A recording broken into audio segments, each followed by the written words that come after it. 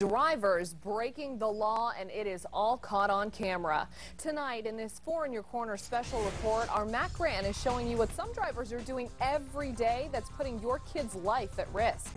You're about to see drivers breaking the law.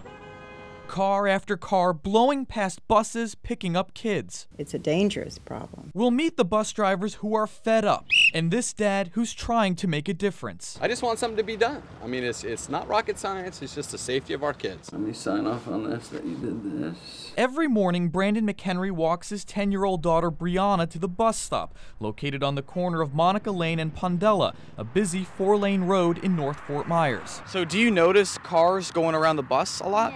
Yes, I do. When I'm trying to get off the bus, I see them going around, and the bus driver honked as loud as he could. McHenry used his cell phone to capture these dangerous drivers. I'm concerned for the safety of our children. Okay, so how do you know when you're supposed to stop? Well, if you're behind the school bus, you have to stop no matter what. But if you're in the opposite direction of traffic, you can keep going if there's a 5-foot median. But this is where it gets tricky, because watch this. When there is no median in place, everyone has to stop, no matter which direction you're going.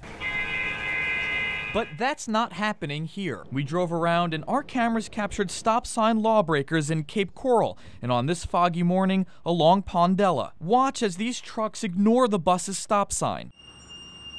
And at Lansdale Drive, this minivan just keeps going. Raise your hand if that's happened to you at least every day. We sat down with 2 Lee County school bus drivers who have a combined experience of almost 40 years. You get angry because people don't care. Honking does nothing. We usually get the Italian salute. This driver tells me she's afraid a kid will get killed.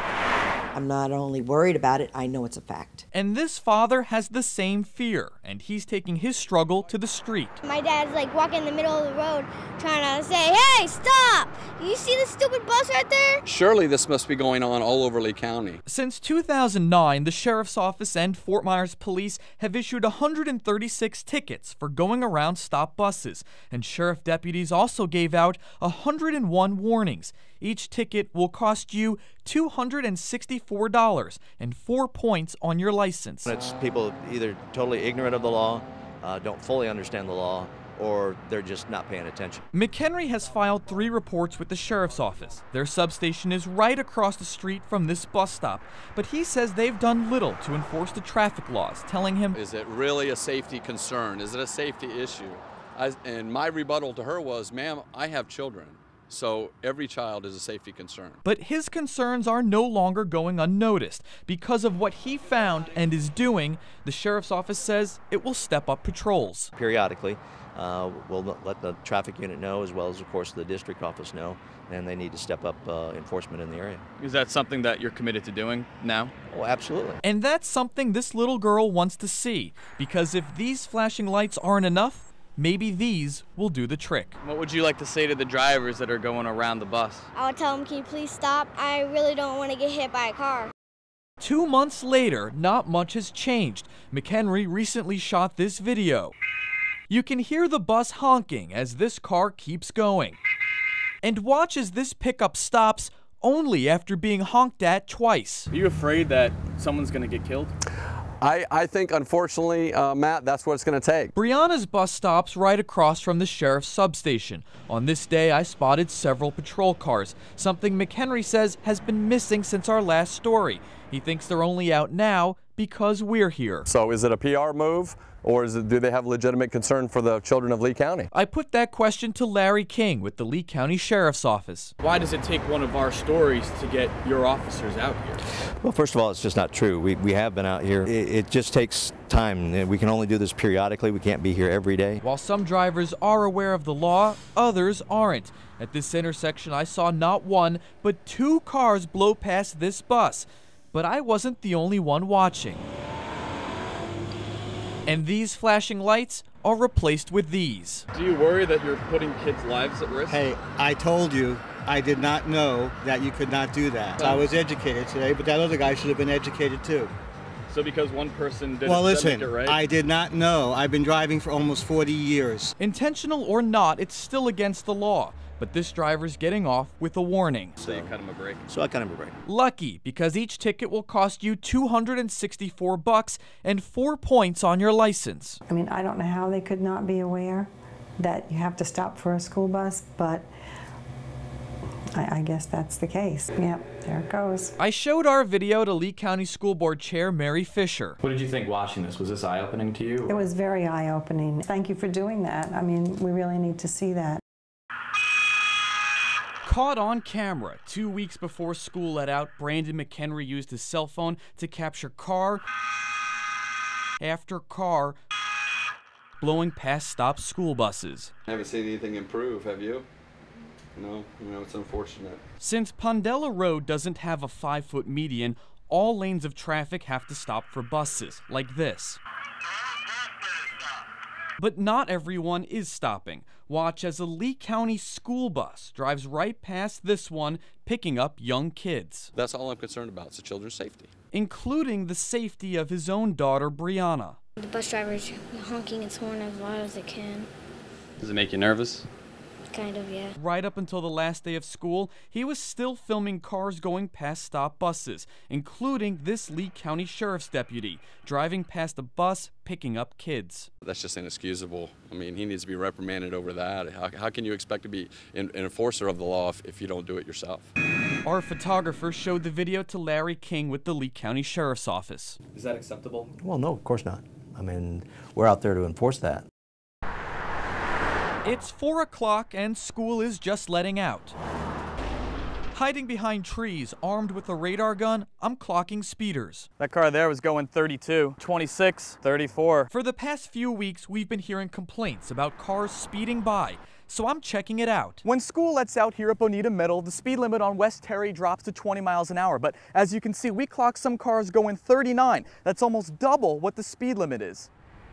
With very few sidewalks, kids are walking close to this busy 2-lane road. And I discovered another problem. I didn't see a single crossing guard. While there is a crosswalk, it's not clearly visible, and not everyone uses it. Like these teens who told me off camera they're scared to cross, especially since our radar guns showed some drivers are speeding, and these kids hope they'll slow down. We don't need to be hoping that they can make it across us. This is not Frogger, the video game. You know, these are our students. I showed the video to Lee County School Board member Don Armstrong, who promises to look into it. What do you make of what you just watched? As a parent, I'm not real happy with it. It's very disturbing. I mean, we try to make sure that our students are safe at all times. These kids told me that they don't feel safe. What would you say to them? I'm sorry, and I'll look into it. So I'm heading back, and right away I noticed a few changes. That fading crosswalk now has fresh paint. And something else, the flashing lights of a patrol car, keeping speeders in check. Do you still have fears about crossing over in front of the school? Yeah, definitely. And this parent, Diane Diiso, says she still worries about her son crossing this busy road. So the cars are still speeding, people aren't slowing down? Absolutely, nope, not at all. People don't even stop in the crosswalk when they see me standing there with my boy. She says deputies were out here for 2 days after our story aired, then left. And as soon as they left, it went back to the same. So what happened? I went back to Mayor Ben Nelson. I don't know.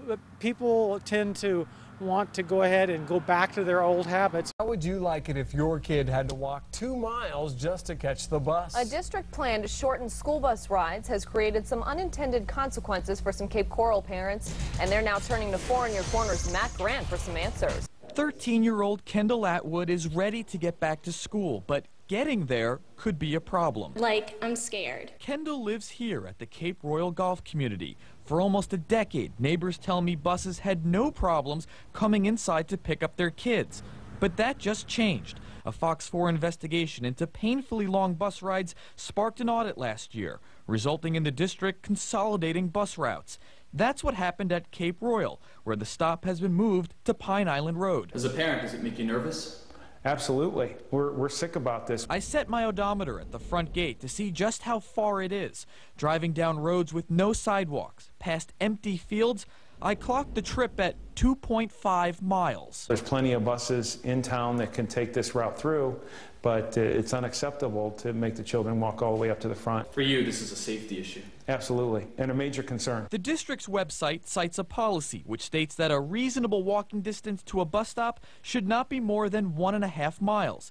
But a district spokesperson says that doesn't apply to gated communities. In a statement, they tell me past practice may have been to have involved the courtesy of having the bus enter the gated community, but it is not required, and that change was made this year. And that change has parents here upset, especially when it appears the district has 3 bus stops inside Cross Creek, a similar gated community in Fort Myers. I don't know if it's a financial decision, but obviously in our minds it's a huge safety concern. We're going to pursue the safety of our children. Here's what Superintendent Joe Burke told us yesterday. Can you assure our viewers right now if they're having a walk to the bus stop that is, say, longer than 2 miles, that will be addressed and changed? Oh, sure. I don't think we have anybody walking anything like that distance. I think the longest that I heard was about maybe 3/4 of a mile. But we discovered that is not entirely true. It's 8 a.m. and 13-year-old Kendall Atwood is getting ready for school. After breakfast, it's time to catch the bus. But today, we're tagging along. And I've invited Lee County School Board member Don Armstrong to come with us. The bus stop used to be by Kendall's house, but this year, in an effort to curb long bus rides, the district is consolidating routes and no longer entering gated communities, meaning Kendall must walk to the nearest public road, which is just over 2 miles away, even though the district's own website says kids shouldn't walk more than 1.5 miles. This is an idea as to what should be carrying each and every day to the bus. Well, because we're having to walk to the bus stop today, I'll carry this backpack forward then. The sun beating down on us, we head for the bus stop, but the weight of Kendall's books is already weighing on Armstrong. Don, how's your shoulder doing? My shoulder's hurting. Yeah, not feeling too good? Nope. Yeah, I'm sweating a lot right now. And he's not the only one feeling the heat. So, how are you doing? Not good. I don't think I could walk this every day because we're barely at the halfway point. And I'm like drenched in sweat. Can your parents drive you? No, they'd be at work. So you're on your own here, huh? Yep. With no sidewalks, we stay to the side, and 30 minutes later, we're still not there. I have a hard time asking these students to make this walk. It seems pretty excessive. We make it on time, but the bus doesn't. Finally, bus number 1041 shows up 14 minutes late. So, what do you think? Is this acceptable for a student to have to walk this far? As a parent, no, I don't think so. I think we need to reevaluate this community and find out what we can do to help them out. So I met Fox 4 over there this morning, 8 o'clock, bright and early. Didn't know that I was going to be carrying the child's backpack too. Oh, he did all right. Kendall's parents wanted to make sure he got the full experience. The Wellness Center would be very proud of me this morning because I did get my exercise. I promise you. And Superintendent Joseph Burke promised to look into it. Obviously, the safety issues that were raised tonight are of concern to us. 4 in Your Corner troubleshooter Matt Grant getting these kids some results. He's live. Patrick, we just got official word that starting tomorrow, Cape Royal students will no longer have to walk 2 miles and stand on the side of a busy road just to get the bus. Almost 3 weeks to the day after I joined school board member Don Armstrong on a 2-mile journey to the bus stop, the district's transportation director and board members decided to allow buses back inside this gated community. Bus number 2881 sees our camera, but somehow misses this stop sign. That was a rolling stop. That's the voice of school board member Don Armstrong, who was watching with us. Because that's bull. What if that was a kid walking out there? Take a look again as our camera turns. This bus with kids on board never comes to a full stop. We have excellent drivers, but to watch one do the one thing that these people complaining about is shocking. But not shocking to Tess Musilek. Her security cameras captured buses appearing to speed and not stopping at this intersection over and over. So how many times would you say you've complained to the school district in the last year? Probably over 20 times. Really, that many? If not more. So just how bad is it? Well, it got so bad that some parents put up this sign saying, "Please slow down, we love our children." But despite this sign, some parents say things haven't changed. After watching what happened, Armstrong got on the phone with the district safety director. I am sitting out here with Fox 4 doing this interview with them, and one of our handicap bus just rolled the stop sign. So these residents' concerns, do they seem valid now? Valid? I just watched it with my own 2 eyes. Armstrong says the district is now looking at changing the bus route